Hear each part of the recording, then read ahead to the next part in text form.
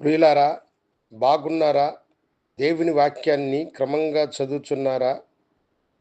ప్రార్థించుచున్నారా? నేటి ధ్యాన వాక్యము సామెతల గ్రంథం 13వ అధ్యాయము 20వ వచనం. జ్ఞానుల సహవాసము చేయువాడు జ్ఞానము గలవాడగును, మూర్ఖుల సహవాసము చేయువాడు చెడిపోవును. మహాజ్ఞాని అయినటువంటి సొలొమోను చెబుతున్నటువంటి మాట ఇది. ప్రియమైనటువంటి దేవుని బిడ్డలారా, యవన బిడ్డలారా, మీ స్నేహము ఎవరితో ఉన్నది? నేటి దినాలు బహుభయంకరమైనటువంటి దినాలుగా ఉన్నాయి. ఈ రోజులలో మనుషులు మంచి మార్గమున నడవడము చాలా కష్టమైపోతూ ఉన్నది.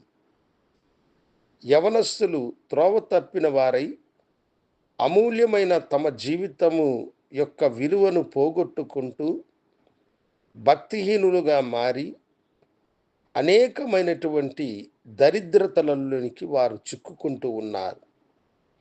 వాటన్నిటికీ కారణం ఏమిటంటే మీ యొక్క స్నేహమే. నీవు ఎవరితో స్నేహము చేయుచున్నావో దయతో కొంచెము ఆలోచించు. భక్తుడు ఇక్కడ చెబుతున్న మాటను గమనించండి. జ్ఞానుల సహవాసము చేయువాడు జ్ఞానము గలవాడవుతాడు. జ్ఞానుల సహవాసము నీవు చేస్తే నీవు జ్ఞానము కలిగిన వాడు అవుతావు.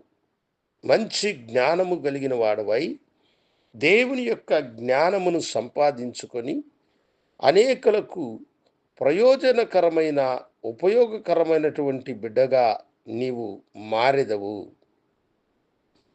దేవుని విశ్వసించి నడిచి బైబిల్ ఆధారముగా జీవించినటువంటి అనేక మంది సైంటిస్టులు, పరిశోధకులు తాము కనిపెట్టిన వాటన్నిటినీ ప్రజల యొక్క ఉపయోగార్థమై వారు ఈ ప్రపంచానికి బహుమతిగా ఇచ్చి మంచి పేరును సంపాదించిన వారుగా మారినారు.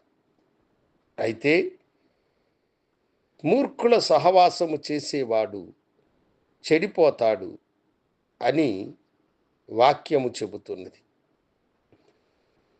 తిరుగుబోతులతోనూ, పనికిమాలిన వారితోనూ, గంజాయి సారాయి తాగేటువంటి వారితో మీరు సహవాసము చేసినట్లయితే మీ మంచి నడవడి చెడి మీరు కూడా ఆ సహవాసము కలిగిన వారుగా మారిపోతారు.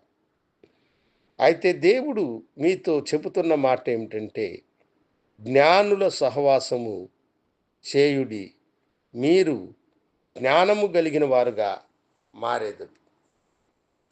జ్ఞానము ఎక్కడ దొరుకుతుంది? దేవుని సన్నిధిలో జ్ఞానము దొరుకుతుంది. ప్రభువైన యేసు మీతో అన్నాడు, నేను మీకు స్నేహితుడును అన్నాడు. ఆయనతో స్నేహము చేయండి. ఆ మంచి స్నేహితుడు మిమ్మలను మంచి మార్గములో నడిపించి మీ బ్రతుకును ఆశీర్వాదకరముగా మార్చి నమ్మదగిన బిడ్డలుగా, మహాజ్ఞానము కలిగిన బిడ్డలుగా మిమ్మలను ఆయన మలుచును. కనుక ఈ దినము నీ సహవాసం ఎవరితో? లోకముతోనా, దేవునితోనా, మూర్ఖులతోనా, జ్ఞానులతోనా, చెడువారితోనా, మంచివారితోనా? నువ్వు ఆలోచించు. ఒకవేళ నీవు మూర్ఖుల సహవాసం, చెడు సహవాసం కలిగి ఉంటే దానిని విడిచి జ్ఞానుల సహవాసమే, క్రీస్తు సహవాసములో నువ్వు ప్రవేశించు.